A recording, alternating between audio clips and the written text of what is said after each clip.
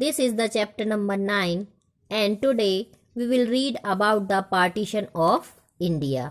At the time of the Second World War, Congress was willing to cooperate with the British rule, but it wanted that Mr. Churchill, the British Prime Minister, should make applicable the Atlantic Charter to India also, and should make a declaration with giving freedom to India.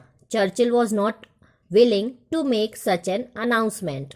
Under the circumstances of the Second World War, Churchill wanted India's cooperation in the war and made a declaration to send Sir Stafford Cripps to India.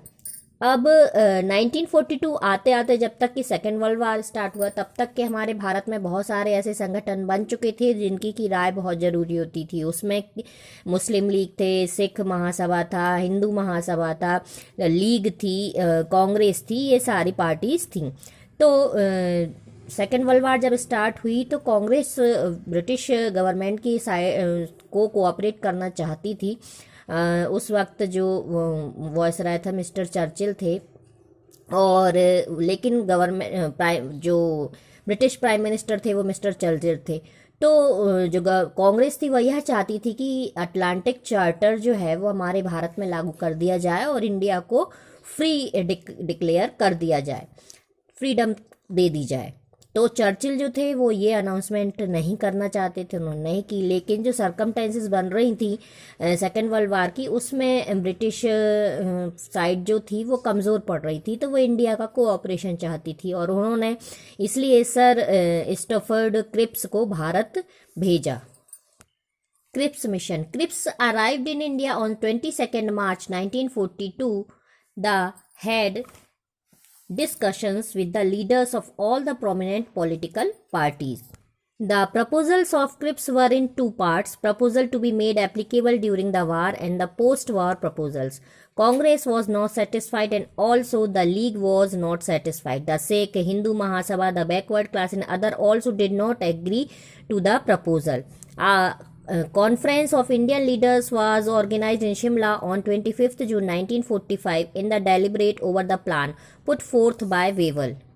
Lord Wavell came to India in October 1943 as Governor General. Wavell wanted to solve this issue, so he called the conference. It was decided that there would be a central cabinet comprising 14 members, out of which 5 would be nominated from Congress, 5 from League, and 4 shall be nominees of the Viceroy. Viceroy requested this Congress and the League to propose 8 to 12 names. The list which Congress sent included 2 Muslims. Jinnah wanted that the Muslim representatives should be from League only.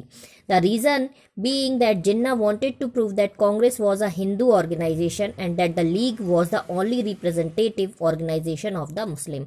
Due to non-cooperation of the League, Shimla conference failed.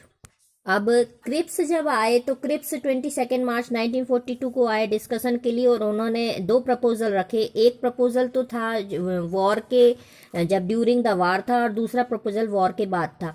Congress थी या league थी या सिख या हिंदू महासभा या backward classes वाले organisation सभी इस proposal से नाखुश थे, क्योंकि ये जो प्रपोजल था ये किसी की भी डिमांड को पूरी नहीं कर रहा था।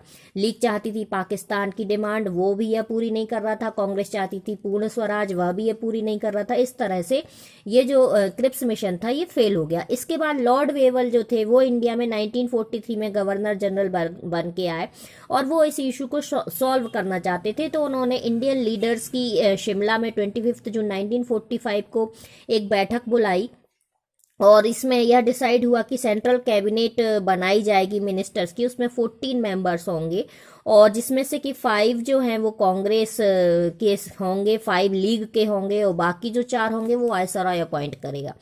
अब कांग्रेस उन्होंने यह भी कहा कि रिक्वेस्ट की कांग्रेस और जो लीग है वो 8 से 12 नेम दे दे। तो अब इसमें कांग्रेस तो तैयार हो गई और उसने लिस्ट भी भेज दी, उसमें 2 मुस्लिम्स भी ऐड थे, लेकिन जिन्ना चाहते थे कि जो लीग के जो मेंबर हैं सिर्फ वो ही इस उनके जो लीडरशिप वही रिप्रेजेंट करें। और इसका कारण ये था कि वो यह दिखाना चाहते थे कि कांग्रेस जो है वह हिंदू ऑर्गेनाइजेशन और सिर्फ एक लीग ही है जो मुस्लिमों का हित चाहने वाली ऑर्गेनाइजेशन है। अब ये नॉन कोऑपरेशन उन्होंने कर दिया और शिमला कॉन्फ्रेंस जो थी वो सक्सेस नहीं हो पाई। Cabinet mission. After the failure of Shimla conference, the new government of Labour Party sent a delegation to India to assess the situation. The British parliamentary delegation recommended in its report that powers be transferred to India immediately. Under the circumstances, the British Prime Minister Lord Attlee sent a cabinet mission to India. अब Shimla conference fail हो गई तो वहाँ पर जब तक British में labour party की सत्ता आ चुकी थी और उन्होंने ब्रिटिश पार्लियामेंट्री ने फिर से एक डेलीगेशन भेजा जो कि जल्दी से जल्दी उनका ये इशू था कि जल्दी से जल्दी जो इंडिया है उसे हम फ्री कर देंगे, और इसलिए ब्रिटिश प्राइम मिनिस्टर लॉर्ड एटले ने कैबिनेट मिशन को भारत में भेजा। On 6th August 1946, the Viceroy requested the President of All India Congress, Jawaharlal Nehru, to extend cooperation in the formulation of interim government. In the meantime, the League decided to take direct action on 16th August 1946 to press its demand for Pakistan. Due to the obstinacy of League and Jinnah, communal riots broke in the country. अब 6 अगस्त 1947 को viceroy ने request की और Indian Congress से पंडित जवाहरलाल नेहरू को उन्होंने president घोषित कर दिया। अंतरिम गवर्नमेंट बनाने के लिए उन्होंने घोषित कर दिया, और जो जिन्ना थे, जो लीग के हेड थे, उन्होंने इसका विरोध करने के लिए 16 अगस्त 1946 को उन्होंने बोल दिया कि इसे हम मतलब प्रेशर बनाएंगे कि हमें पाकिस्तान चाहिए ही चाहिए। और इसके लिए उन्होंने सांप्रदायिक दंगे बहुत ज़्यादा भड़का दिए और सारे देश में ये जो लीग की ये जो जिद थी, इसकी वजह से लीग की और जिन्ना की दोनों की जिद थी, इसकी वजह से सांप्रदायिक दंगे पूरे देश में भड़क गए। On 2nd September 1946, the interim government under the leadership of Jawaharlal Nehru was sworn in. The League joined the interim government but started putting hindrances in the smooth working of the government. The government made efforts for agreement, but League adopted the policy of pressurization and did not cooperate in coming to an agreement. अब 2 सितंबर 1946 को जवाहरलाल नेहरू की leadership में government जो थी वो अच्छी तरह से चलने लगी, लेकिन जो जिन्ना थे उन्होंने इसका विरोध करने के लिए उन्होंने सोचा कि अब ओपनली विरोध ना करके इसे ज्वाइन कर लिया जाए, तो उन्होंने ज्वाइन किया और उसके बाद उन्होंने अंदरूनी तरीके से विरोध स्टार्ट कर दिया। और जो लीग थी उसको जो उसकी पॉलिसीज़ थी वो इस तरह से वो अप्लाई कर रहे थे कि जो एग्रीमेंट थे सारे वो टूटते जाएं और जो अच्छी तरह से स्मूथली काम हो रहा है वो ना हो सके। ये ही सारी सरकमटेंसेस के बीच में British prime minister lord Attlee had to make and announcement to leave India. उसने प्राइम मिनिस्टर लॉर्ड एटले थे ब्रिटिश प्राइम मिनिस्टर, उन्होंने ये सारी सरकमटेंसेस के बीच में अनाउंस कर दिया कि वो अब भारत को छोड़ देंगे। Mountbatten Plan and Partition of India. On 23rd March 1947, Lord Mountbatten took over as new Governor General of India in place of Lord Wavell.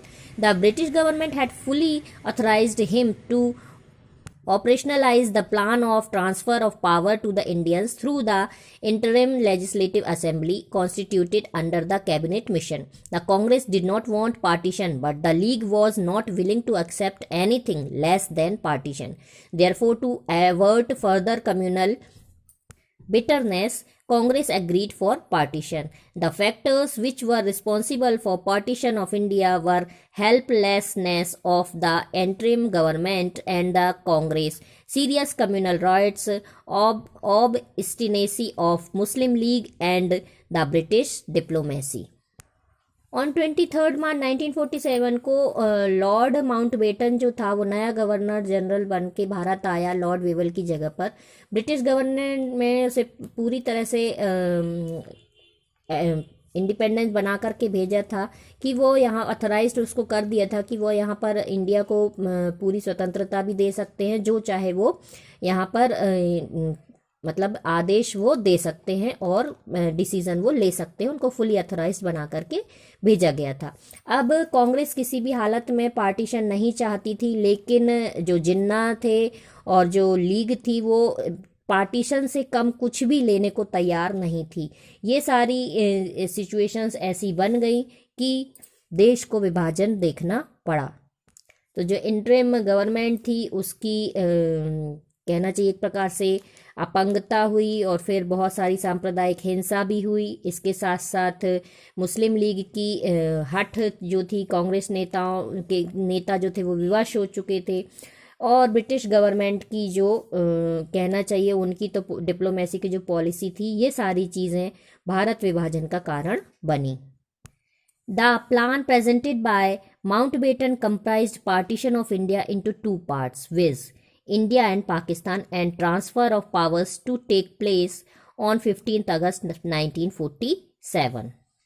Mountbatten ने जो योजना बताई उसके अनुसार भारत को दो भागों में, भारत और पाकिस्तान में विभाजित किया गया, और 15 अगस्त 1947 को जो गवर्नमेंट थी उसका ट्रांसफ़र करने का प्रोविज़न रखा गया।